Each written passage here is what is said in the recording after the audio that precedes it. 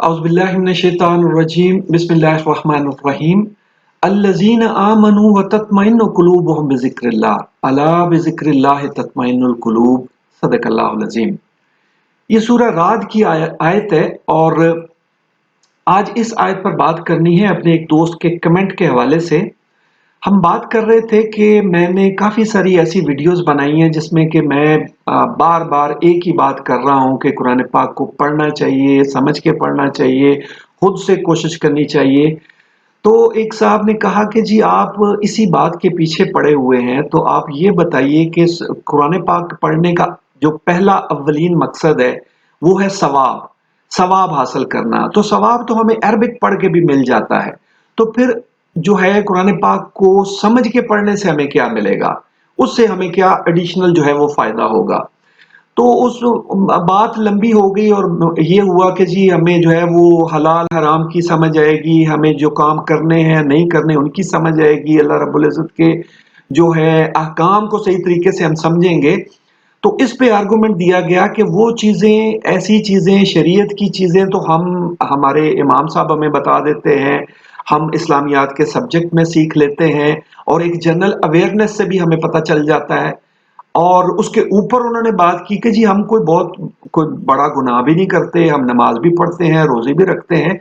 तो कुरान पाक पढ़ने को समझ के पढ़ने से फिर एडिशनल फ़ायदा हमें क्या होगा?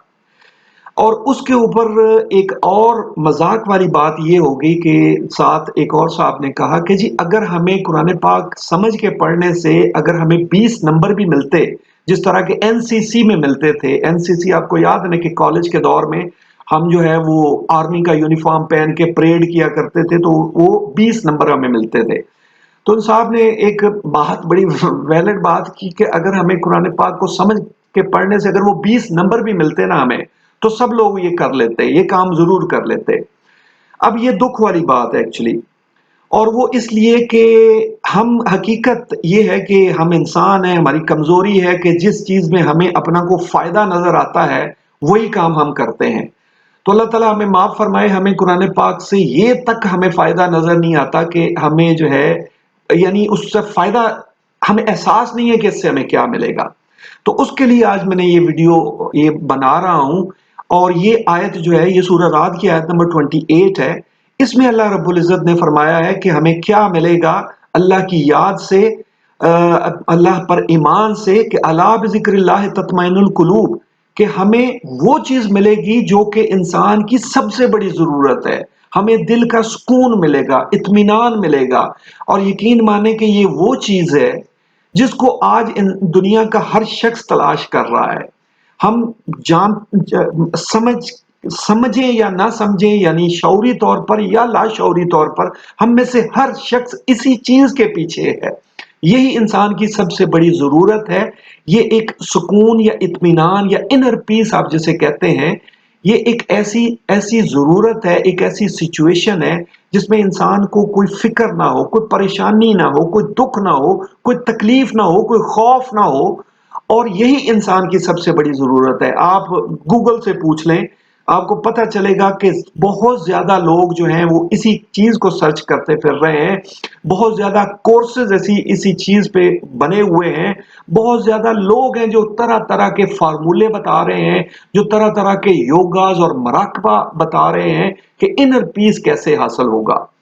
और ये जो इसका सबसे बड़ा जो सोर्स है, सबसे बड़ा जो ज़रिया है वो कुरान पाक है कि इस आयत में अल्लाह रब्बुल इज़्ज़त ने, ये सूरह राद की आयत नंबर 28 है, इस आयत में अल्लाह रब्बुल इज़्ज़त ने ऐलान करके फरमाया है, यानी आवाज़ दे के कि अला बिज़िक्रिल्लाहि तत्मइन्नुल क़ुलूब, कि सुन लो कि दिलों का सुकून अल्लाह की याद में है, अल्लाह के ज़िक्र में है।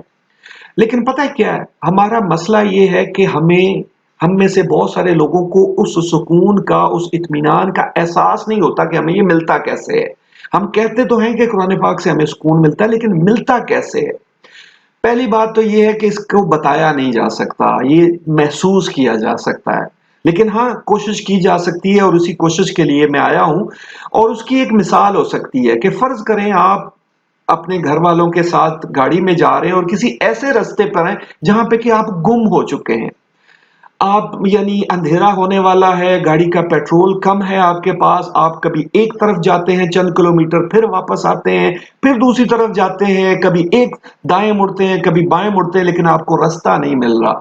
آپ جو ہے وہ آپ کی نظریں کبھی ادھر کبھی ادھر لوگوں کو تلاش کرتی پھر رہی ہیں کہ کوئی مجھے مدد مل جائے، کوئی مجھے بتانے والا مل جائے، کوئی سائن بورڈ مل جائے تاکہ میں سیدھی راہ پر صحیح لائن پر چل پڑوں، لیکن ایسا نہیں ہو رہا۔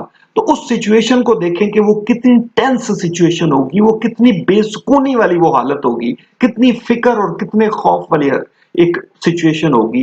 یہی سچویشن ہے انسان کی اس زندگی کے شب و روز جسے ہم کہتے ہیں، اس زندگی کے اس چکر میں انسان کی یہی سچویشن ہے۔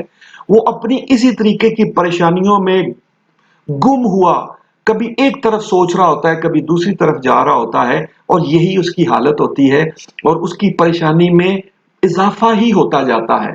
اور پھر اگر آپ دیکھیں کہ اچانک آپ جا رہے ہیں، اچانک آپ کو بورڈ نظر آ جائے جہاں پہ آپ نے جانا ہے، مثال کے طور پہ کہ سائن بورڈ آ جائے کہ لاہور اس طرف ہے، اور اس وقت آپ دیکھیں کہ آپ کی خوشی کی کیا سچویشن ہوگی، آپ کے سکون کی کیا سچویشن ہوگی، آپ کا وہ احساس کیا ہوگا کہ آپ کو سیدھی لائن مل گئی، آپ سیدھے رستے پر چل پڑے۔ اسی طرح کا سکون انسان کو قرآن پاک پڑھنے سے ملتا ہے کہ انسان کو یہ احساس ہو جاتا ہے کہ وہ سیدھے رستے پر ہے، کہ وہ صحیح سمت میں جا رہا ہے۔ اور جب اس کو یہ احساس ہو جائے تو پھر کوئی فکر اس کے لیے فکر نہیں رہتی، پھر کوئی خطرہ کوئی خوف اسے نہیں رہتا، جب اس کو پتا چل جاتا ہے کہ میں اللہ رب العزت کے رستے پر ہوں، میں اللہ کے ساتھ ہوں، اللہ رب العزت میرے ساتھ ہے، اور مجھے کچھ نہیں ہوگا، مجھے کوئی پریشانی نہیں ہوگی۔ یہ ہے وہ سکون کا لمحہ جو صرف آپ کو رب پر ایمان کے نتیجے میں حاصل ہوگا۔ اور ایسی ہی سچویشن آپ کو یاد ہے کہ قرآن پاک اگر آپ نے پڑھا ہے تو حضرت ابراہیم علیہ السلام نے دعا کی تھی کہ اے پروردگار، مجھے آپ یہ دکھا دیجئے کہ آپ مردوں کو زندہ کیسے کریں گے۔ تو اللہ رب العزت کا جو سوال تھا، اللہ رب العزت نے پوچھا کہ ابراہیم کیا تمہیں یقین نہیں ہے، تم نہیں مانتے اس چیز کو؟ تو انہوں نے عرض کی تھی کہ پروردگار میں مانتا ہوں، میں بس یہ چاہتا ہوں کہ میرا دل سکون پائے۔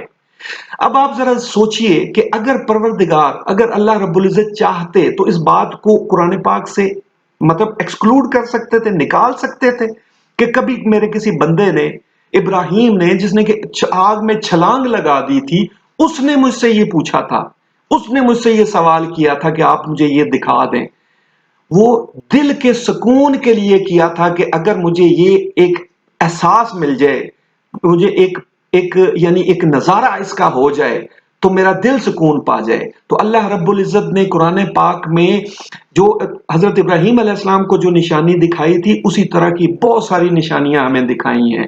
قرآن پاک میں ایک جگہ پہ ہے، سورہ فصلت میں ہے کہ سنوریہم آیاتنا فی الآفاق وفی انفسہم حتی یتبین لہم انہ الحق اولم یکف بربک انہ علی کل شیء شہید، کہ ان قریب ہم اطراف عالم میں اور ان کی اپنی ذات میں اپنی نشانیاں دکھائیں گے کہ یہاں تک کہ ان پر یہ ثابت ہو جائے گا، ان کو یہ پتہ چل جائے گا کہ یہ قرآن پاک حق ہے۔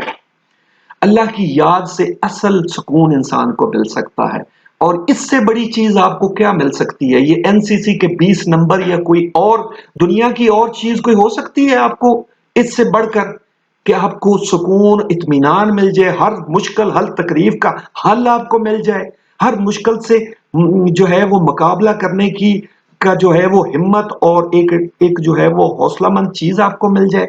اس سے بڑی بات اور کچھ نہیں ہو سکتی، اس سے بڑا اور کوئی تحفہ نہیں ہو سکتا جو آپ کو قرآن پاک سمجھ کے پڑھنے سے ایمان کی حالت میں ملے گا۔